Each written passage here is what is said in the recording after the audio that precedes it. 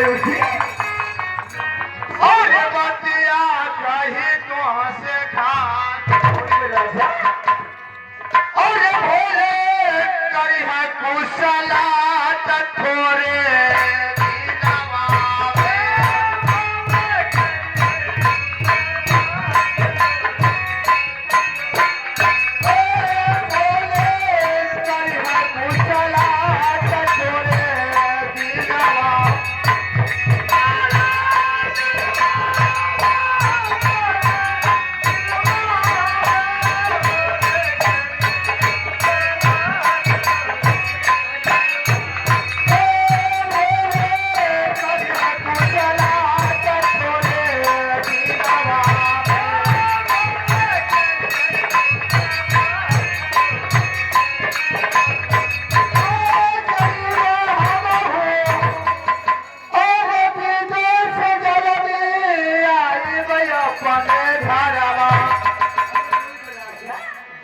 वापस आऊंगा सिया थोड़े दिन की बात है परदेश जाऊंगा फिर वापस आऊंगा ठीक है बोलिए ना तो जईबा हम और विदेश से चलती अईबा अपने घरवा और पैबो सुख कसने कठोरे दीनवा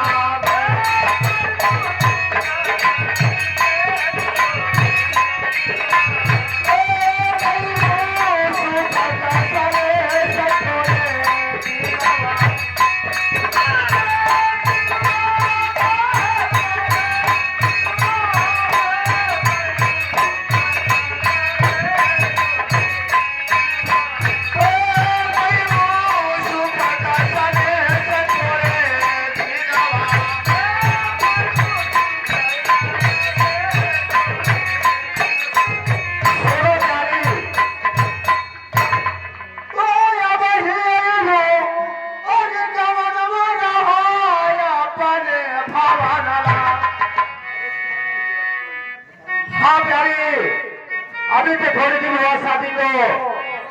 इस अपने भवन में रहोगी माँ के साथ जी घर परिवार चलाओगी तो भगवान चाहेंगे तो हम लोग भी इंसान में मुंह दिखाने लायक रहेंगे क्यों नहीं तो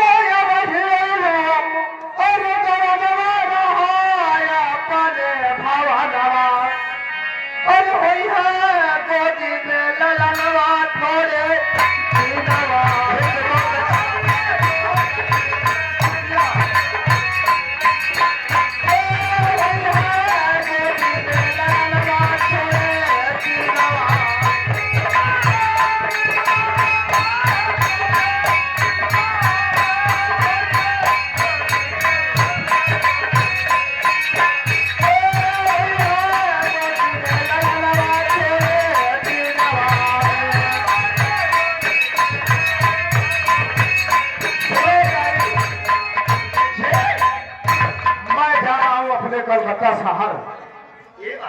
सिया तो कुछ दिन रहूंगा फिर वापस आ जाऊंगा क्या बात है बताओ बताइए ना क्या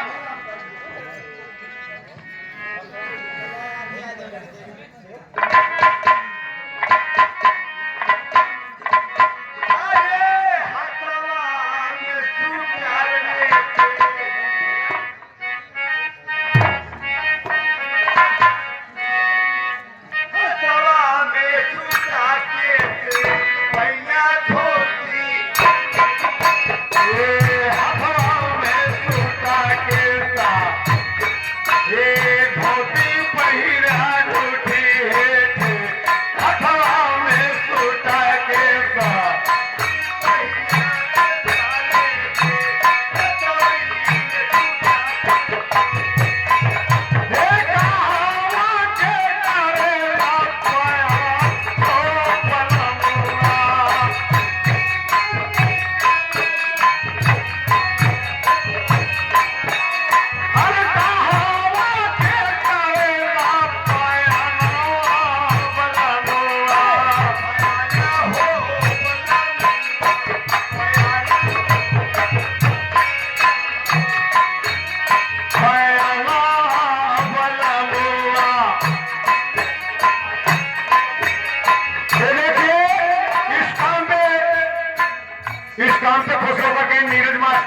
21 रुपया का दान दिए। नीरज मास्टर जी, हम आपसे विनय करते हैं 21 रुपया यदि कई लाखों की बरकत हो मेरे पार्टी की तरफ से, मेरे तरफ से भैया आपको मास्टर जी, ढोलक मास्टर आपको बार बार नमस्कार है।